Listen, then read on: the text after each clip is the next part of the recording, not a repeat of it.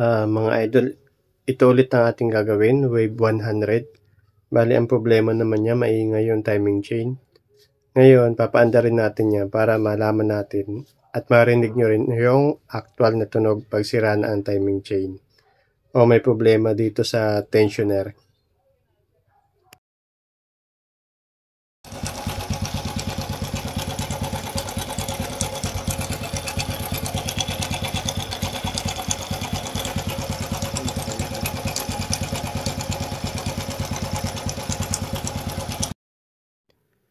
Dito muna tayo nagbaklas sa may sa may timing gear sprocket.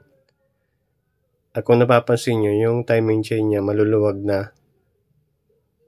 Yan, medyo yung tension ng timing chain hindi na maganda.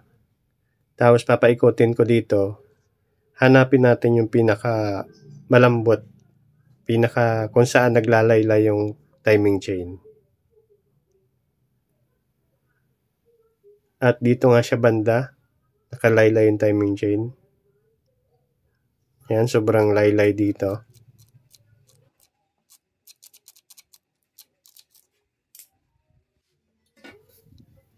At dito na nga binaklas ko na siya.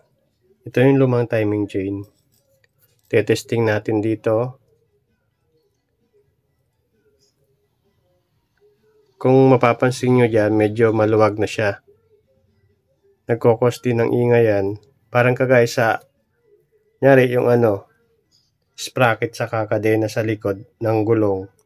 Iba pag maluwag na yun, maingay din siya. Isa rin to sa nagbibigay ng ingay. Tapos ito yung ikakabit natin na bago. Medyo may rin to, may konting uga o may clearance, pero di siya masyado.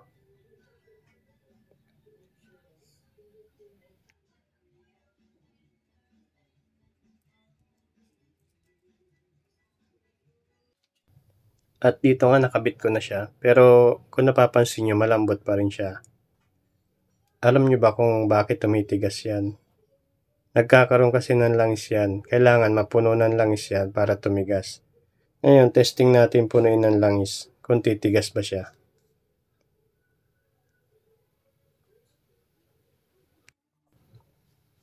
At kahit nga damihan natin ng langis, hindi ko nararamdaman na tumitigas siya. Hindi siya lumalaban, ibig sabihin may sira na tong tensioner niya. Ngayon, papakita ko sa inyo kung bakit nasisira yan.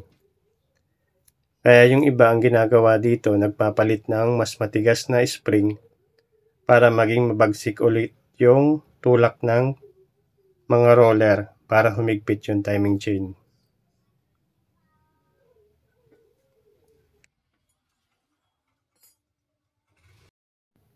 Ito yung sinasabi ko kung bakit nasisira yan. Yung bulitas niyan sa loob, stuck up na. Di gaya nitong isa, itong bago.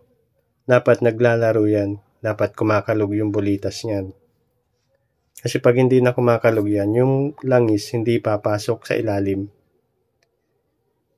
Kaya puro hangin lang yung tumutulak dun sa spring.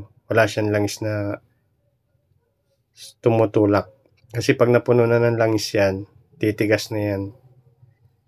Kahit magpalit ka ng matigas na spring yan, tensioner spring, kung hindi pumapasok yung langis, hindi rin masyadong gaganda ang ang tension.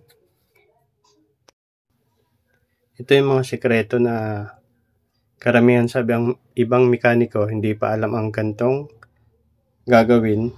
Kaya yung iba nagpapalit ng mas matigas na spring. Yung iba pa nga ginagamit yung spring sa brake rod na mas matigas. Ang problema naman doon, pag sobrang tigas yung spring, nasisira yung rubber dito sa ibabaw ng tensioner. Yun ang nagiging problema kung bakit mabilis masira.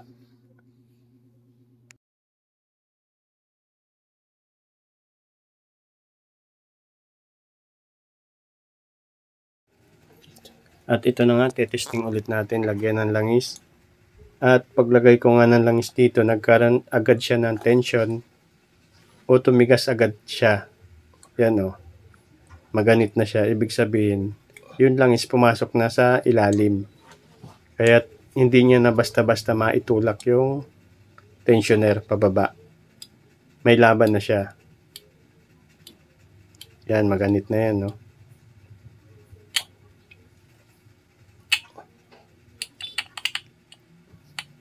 At mas titigas pa yan pag umandar na yung makina kasi tuloy-tuloy na magkakaroon ng langis yan eh. Tuloy-tuloy ang supply.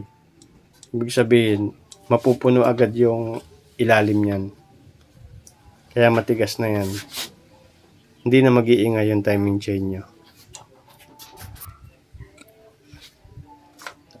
At itong bulitas nito, pwede naman itong sundutin eh, para bumaba ulit siya. Kaya lang, ang problema, pag bumalik yung pag-i-stack up niya, mag-iingay ulit yan. At yan, tahimik na ulit, nawala na yung aligas-gas na tunog ng makina. Goods na yung tension ng timing chain.